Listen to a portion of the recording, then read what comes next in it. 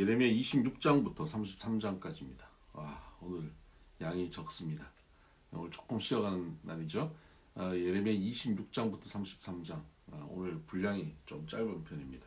오늘 조금 여유있게 읽으실 수 있겠습니다.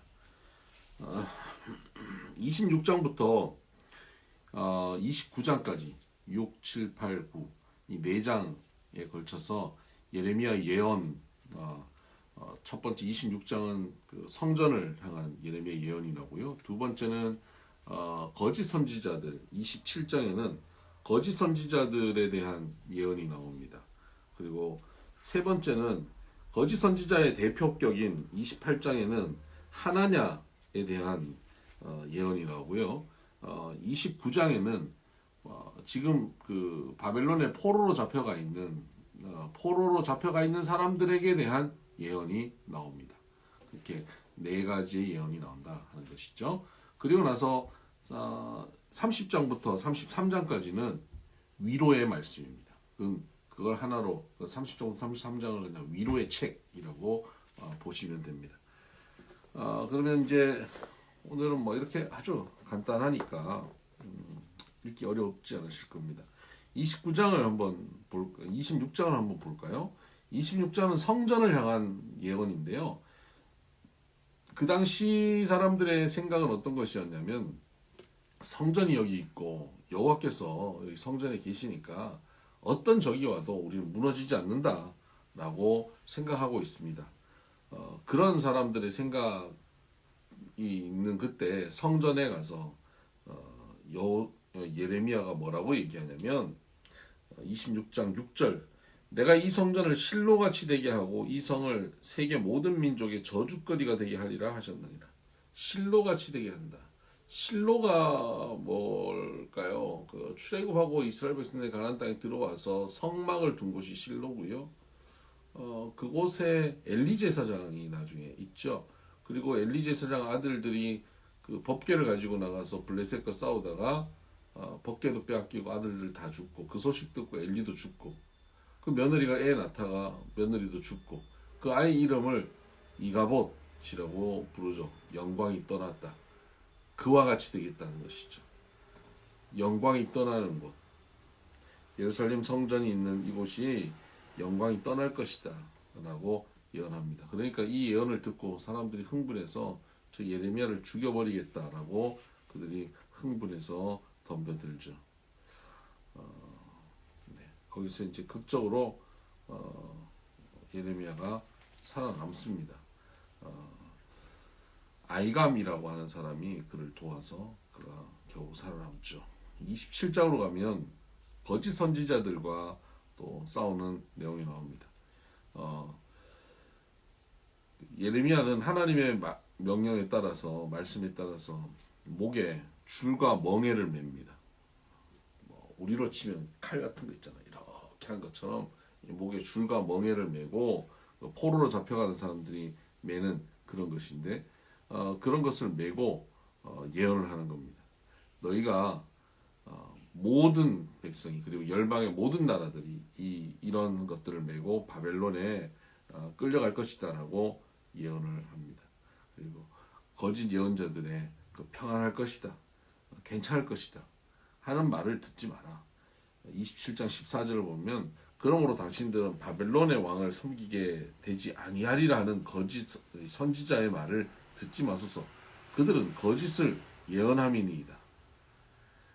15절 이는 여호와의 말씀이니라. 내가 그들을 보내지 아니하였거늘 그들이 내 이름으로 거짓을 예언하니 내가 너희를 몰아내리니 너희와 너희에게 예언하는 선지자들이 멸망하리라. 그러니까 백성들이 듣고 싶은 얘기는 지금 거짓 선지자들이 하는 얘기예요. 괜찮을 거다. 근데 그 얘기 듣지 말라는 거예요. 그러니까 하나님의 말씀을 전하는 것은 사람들의 니드에 따라서 사람들이 듣고 싶어하는 것을 전하는 것이 하나님의 말씀을 전하는 게 아닙니다. 하나님이 하시고 싶은 말씀을 전하는 것이 하나님의 말씀을 전하는 것이죠. 그런데 우리는 어떤 설교를 듣기를 원합니까? 어떤 말씀을 듣기를 원합니까? 내게 위로가 되고 내게 은혜가 되는 설교를 들으려고 하는 것이죠. 그런 말씀을 찾아다니죠. 그게 아니에요. 그건 다 나 중심인 거예요. 이러다 보면 거짓 선지자의 예언을 듣게 되는 겁니다. 그것이 아니라 하나님이 하시고자 하는 말씀이 무엇인지를 드러내는 그런 자세가 우리에게 필요하죠. 이들이 이제 거짓 선지자들의 메시지가 백성들의 니드에 따라서 계속 선포되어지고 그것을 믿으려고 하는 사람들이 많고 참 선지자인 예레미야의 예언은 듣지 않으려고 하는 것이죠. 그래서 예레미야는 너희가 지금이라도 회개하면 이 성전에 있는 그 빼앗겼던 기구들 외에 남아있는 이런 것들, 기구들, 접시들, 대접들 이런 거 더 빼앗기지 않을 수 있는데 지금 회개하고 돌이키지 않으면 이거 다 빼앗긴다. 그런 얘기가 27장에 나오죠. 28장에는 하나냐라고 하는 선지자의 대표격인 사람이 등장합니다. 그가 하나냐가 그 2년 만에 지금 먼저 포로로 잡혀간 사람들 있잖아요. 지금 시드기야 시대니까 먼저 포로로 잡혀간 여호야긴, 여호야긴, 에스겔, 다니엘, 이 시대에 포로로 잡혀갔던 사람들, 이 사람들이 갈 때 그 성전 기물들도 많이 빼앗겼거든요. 그 성전의 모든 기구들이 2년 안에 돌아올 것이다. 느부갓네살이 무릎 꿇게 될 것이다. 라고 하는 이런 메시지를 전해요. 2년 안에 돌아온다 하니까 사람들이 얼마나 그 말씀에 귀 기울이고 거기에 기대하고 희망을 가지겠습니까? 그리고 예레미야 목에 걸고 있는 멍에를 꺾어버리고 나무로 만든 그 멍에를 꺾어서 이런 일은 없을 것이다 라고 선언하죠. 그랬더니 하나님께서 예레미야에게, 예레미야가 그 얘기 듣고는요 기분 나빠서 가버려요. 11절 28장 11절 모든 백성 앞에서 하나냐가 말하여 이르되 여호와께서 이와 같이 말씀하시니라 내가 2년 안에 모든 민족의 목에서 바벨론 왕 느부갓네살의 멍에를 이와 같이 꺾어버리라 하셨느니라 하매 선지자 예레미야가 자기의 길을 가니라. 왜 그랬을까요? 자기의 길을 왜 갔을까요? 사람들이 전부 다 이 하나냐에게 열광하니까요. 자기 설교 들어주는 사람이 없어요. 거기서 왕따 되는 거예요. 그러니까 뭐 하나냐가 말씀 전하면 아멘 아멘 하고 뭐 예레미야가 말씀 전하면 막 소리 지르고 죽이려고 하니까 삐져서 가는 거예요. 가는데 하나님께서 예레미야에게 또 말씀합니다. 13절 너는 가서 하나냐에게 말하여 이르기를 여호와의 말씀에 내가 나무 멍에를 꺾었으나 그 대신 쇠 멍에들을 만들었느니라. 나무 멍에를 꺾었냐? 쇠 멍에, 쇠로 만든 멍에를 매게 될 것이다 라고 말씀합니다. 꺾을 수 없다. 그렇죠. 그리고 그 하나냐에 대한 예언이 있죠. 네가 금년에 죽을 것이다. 그리고 나서 17절 선지자 하나냐가 그해 7째 달에 죽었더라. 그 5째 달에 이 얘기를 합니다. 2년 안에 돌아올 것이다. 그리고 2달 후에 죽어버려요. 근데 백성들은 그 2달 안에 죽어버린 그 하나냐의 메시지를 믿어요. 그 2년 안에 회복될 거다 하는 그런 메시지를 믿는 거예요. 그러니까 하나님의 말씀을 믿는 것이 아니라 내가 믿고 싶은 걸 믿는 속성이 우리에게 있는 것이죠. 이거 굉장히 조심해야 합니다. 내가 믿고 싶은 걸 믿으려고 하는 태도를 버려야 하고요. 하나님이 말씀하시고 하나님이 계획하신 것, 뜻하신 것을 믿으려 하셔야 합니다. 이 믿음을 하나님이 우리에게 주시길 바랍니다. 29장에는 예레미야가 저 바벨론의 포로로 잡혀간 사람들에게 편지를 보냅니다. 그 포로로 잡혀간 사람들에게는 어떤 마음이 있냐면 곧 돌아갈 것이다. 하나님께서 우리를 돌이킬 것이다. 성전을 중심으로 우리는 회복될 것이다.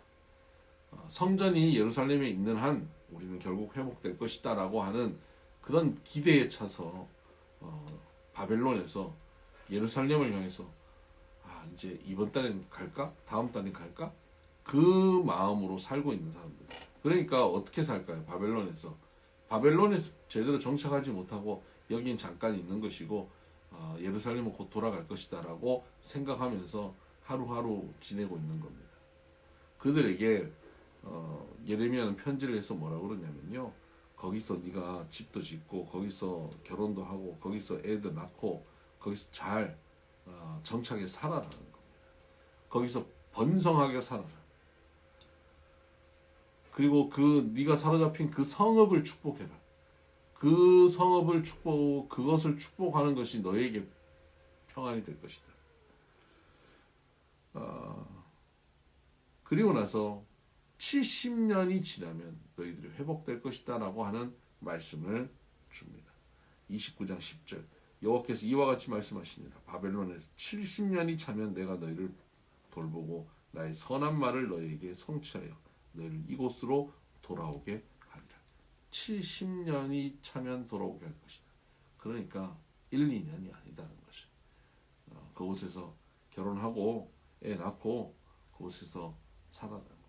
거짓 선지자의 꿈을 가지고 하는 선포를 믿지 마라. 하나님 말씀을 믿으라. 그 11절 유명한 말씀이죠. 29장 11절 여호와의 말씀이니라. 너희를 향한 나의 생각을 내가 아나니 평안이요 재앙이 아니니라. 너희에게 미래와 희망을 주는 것이니라.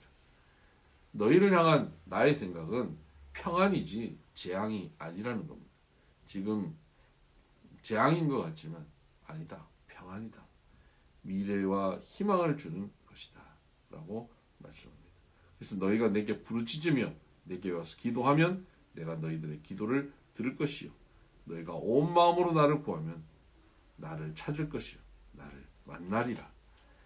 이것은 여호와의 말씀이니라. 나는 너희들을 만날 것이며 너희를 포로 중에서 다시 돌아오게 하되 내가 쫓아보내었던 나라들과 모든 곳에서 모아 사로잡혀 떠났던 그곳으로 돌아오게 하리라. 이것은 여호와의 말씀이니라. 이렇게 하나님께서 약속의 말씀을 하시죠. 그런데 그 편지를 받고 그곳에 있는 스마냐라고 하는 포로에서 조금 영적으로 좀 대표격에 있었던 사람이 다시 예루살렘에 있는 제사장들에게 편지를 보냅니다. 너희들 뭐하냐? 저 거짓 선지자 예레미야가 이렇게 날뛰는데 너희들 뭐하냐? 그 거짓 선지자가 날뛰도록 놔두냐? 라고 항의 서한을 보내죠. 하나님께서 그 스마야와 그 후손들을 멸할 것이다 라고 하시는 말씀을 또 예레미야에게 주십니다. 네, 이렇게 네 가지 성전을 향한 그리고 거짓 선지자를 향한 하냐냐를 향한 포로들을 향한 예언이 이렇게 나오고요. 그리고 30장부터 33장까지는 위로의 말씀이 나옵니다. 회복에 대한 위로죠. 30장 3절 여호와의 말씀이니라. 보라 내가 내 백성 이스라엘과 유다의 포로를 돌아가게 할 날이 오리니 내가 그들을 그 조상들에게 준 땅으로 돌아오게 할 것이니 그들이 그 땅을 차지하리라. 여호와께서 말씀하시니라. 돌아오겠다라고 말씀하시죠. 31장도 여호와의 말씀이니라. 그때에 내가 이스라엘 모든 종족의 하나님이 되고 그들은 내 백성이 되리라.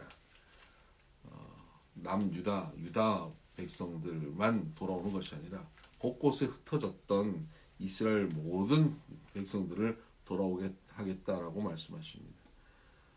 31절을 보면 31장 31절 하나님께서 새로운 언약을 주십니다. 여호와의 말씀이니라. 보라 날이 이르리니 내가 이스라엘 집과 유다 집에 새 언약을 맺으리라. 옛 언약이 파괴됐어요. 백성들이 거부해버려서 언약을 깨트려 버렸잖아요. 그래서 이제 새 언약을 주신다는 거예요. 32절 이 언약은 내가 그들의 조상들의 손을 잡고 애굽 땅에서 인도하여 내던 날에 맺은 것과 같지 아니할 것은 내가 그들의 남편이 되었어도 그들이 내 언약을 깨트렸음이라. 여호와의 말씀이니라.